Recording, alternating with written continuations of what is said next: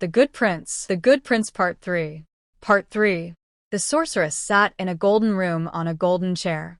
She was the most beautiful woman in the world.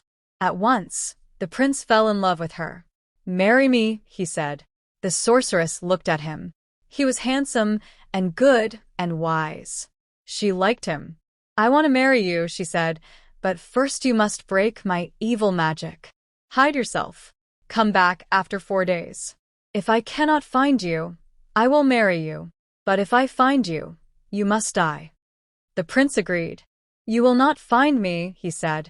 The next morning, very early, the prince left the golden house and went down to the sea. He stood at the edge of the water and called to the king of the seas.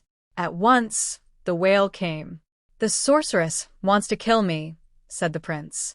"Hide me, or I will die." The whale opened his great mouth, and the prince jumped into it.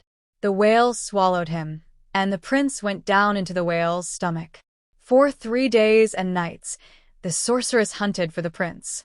She ran through the mountains. She searched the valleys. At last, on the 4th day, she picked up her magic telescope. "I'll find him now," she thought. She looked and looked, and at last she saw him.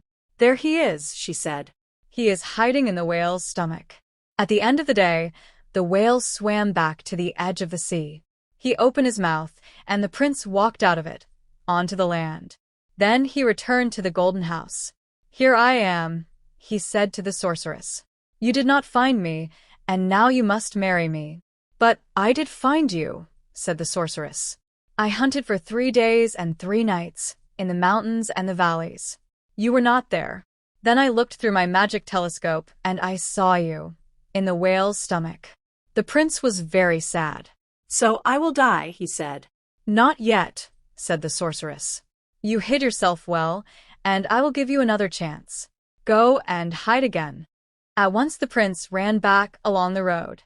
"Antelope," he called out. "Where are you? Come to me. I need you now." The antelope heard him. He ran quickly to the prince.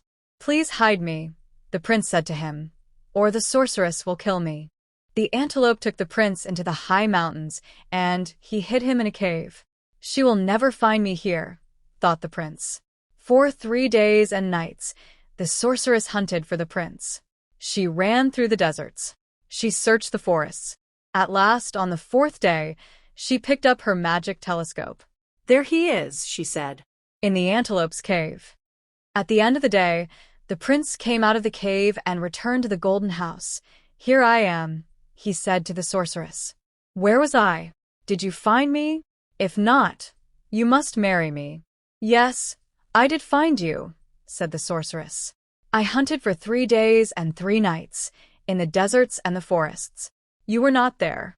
Then I looked through my magic telescope and I saw you, in the antelope's cave." The prince was very sad. "You must kill me now," he said.